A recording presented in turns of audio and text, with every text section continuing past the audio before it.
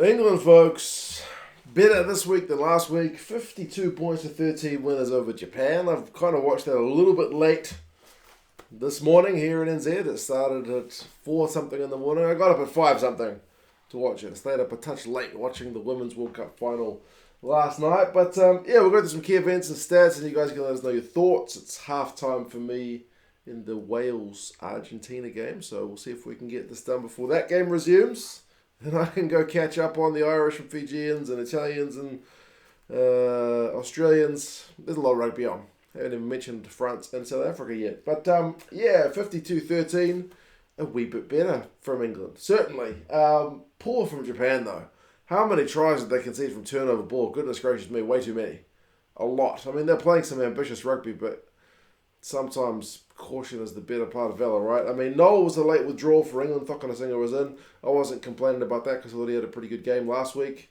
So good that if he inspired someone to buy England rugby gear, check out the link in the description. England Rugby Store, they're doing 20% off because England had a win in this game. England opting for a penalty early, interestingly. Initially going for touch, winning another penalty, opting for a 3. I thought England might go for the jugular, but no, it was 3 points in front, so fair enough. It's a test match. And then Japan, when they had a chance with a similar kind of penalty, they were the ones opting for this. I mean, to be fair, it was about 40 metres out, so not an easy kick. But England winning a turnover, and that's the story of the day, the start of this game. And the scrum. England's scrum was absolutely on top. First scrum, England win a penalty. They go for touch, they maul it, they spin it wide. Freddie, Steward, man of the match. Over pretty much untouched. Pretty beautiful stuff. 10-0, more scrum penalties from Japan, so more penalties conceded. It was becoming a real issue for the Japanese. And then also just the kick return play from the English guys, playing with absolute confidence. 23 minutes, Steward line break from a kick return, gets it in the tackle, offloads it to Poortvliet, gets it to Kotaro. Yamasawa does well to bring down big Kotaro, but Kotaro can still get it to Smith. Yamasawa almost tackles him as well, but Smith gets it down. So 17-0, starting to look pretty hairy.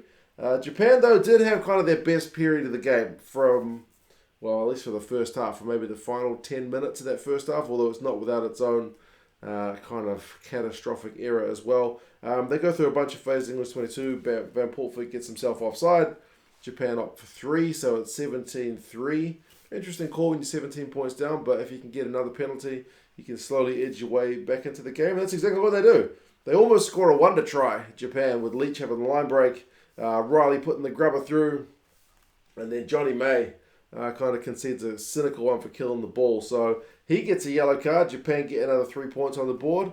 And it's maybe a chance for Japan to really get themselves back into the game, especially when Maro Itoje concedes a breakdown penalty.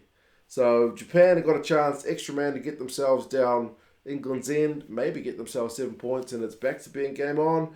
But no, they miss touch. It's a big momentum let-off. Like, you can't be doing that at this time of the game. You've got an extra man. You're down 17-6 away from home. You need to find touch. I know you got to chew off some extra meters, but that missed touch pretty much directly ends up with Guy Porter getting a try right before halftime, because it means Japan are back down their own end. They cough up turnover ball in their own 22, and that man Simmonds, who was bloody everywhere, he gets it to Porter, and it's 24-6 at halftime. So that momentum Japan had at the end of that first half is all the wind is taken out of their sails. I mean, possession 59-41 to the English, but I mean the Japanese guys are just running everything. 327 run meters to 257, so they're trying. Sometimes to their own detriment.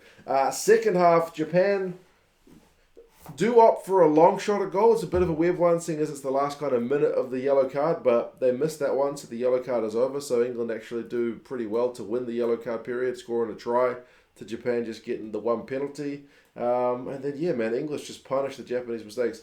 Breakdown penalty leads to a maul. Maul leads to some phases. Phases lead to some wide ball coming back central. Sinckler has a big carry, gets over the advantage line. Genge has a big carry, gets himself on the board. And 31-6, it's starting to look like a proper hiding. Turnover ball again. Itoje gets it to Hill. Farrell kicks it through. Porter gets a double. It's just too easy, but very slick from England. What can you say? They were absolutely clinical, man. So what is that, 38-6? Both sides did make some front row changes, and interestingly, Japan did manage to win a penalty at the scrum at that point, and that kind of led to the Japanese try. They managed to go 12 phases without knocking it on or getting turned over for a change, but it was kind of a fortuitous one because the ball kind of gets ripped out by an England player, and then Derns is just the first man to react. He gets that big frame of his, bends down, picks it up, offloads it to Saito. So Saito's able to get on the board. So it's 38-13. It's not looking quite as bad. Maybe if Japan, I mean, it's a long way back. Even if Japan score again, it's 38-20. You're still multiple scores down. So it never really looked like happening, but 38-20 might have made for an interesting kind of final 20. But I mean, Japan, 10 phases and England's 22. Riley goes for the grubber. That's maybe not the right move. You just need to keep building pressure. Farrell tracks back and is able to dot it down. So nothing conceded from an England point of view. And then 69 minutes, Japan conceding back-to-back penalties. Again, it's a maul. Fafita goes in at the side, and Boomfa. Penalty try, yellow card. So not the way Japan would have wanted to end the game. 45-13. England chasing 50. Will they get it? Yes, they will. Well, Matsushima, he was having a bit of a mare, wasn't he? I mean, he knocks it on into touch, and then later on when England kick it through, the bounce of the ball just absolutely does them all ends up. So that ends up finishing with Marcus Smith's second. So that's the final score of the game on 74 minutes. 52-13. They could have had another one when Slade put a kick through for Jonny May, but it just went into touch. So, yes, pretty brutal one for Japan. But certainly, man, they made just way too many errors. England very clinical, piggybacking their way up the field with some penalties. The scrum did pretty well. A lot of their guys getting over the advantage line with their carries. And Japan just maybe sometimes a bit too ambitious. But then sometimes you're damned if you do, damned if you don't. Because when you kick it back at them, Steward run it back to you. And when you try to run it out, you get turned over. So sometimes you just play a team who's in good form. And that was England this morning for me anyway. Run meters finished 353 to 435. So Japan had more of those. They have 135 carries to England's 68. So Japan very much running it. Kicks from hand 37-26 to England. So England's kicking game worked pretty well. Turnovers conceded to Japan 18 to England's 13. Neither side will be happy with that many, but certainly close to 20 turnovers conceded is way too high.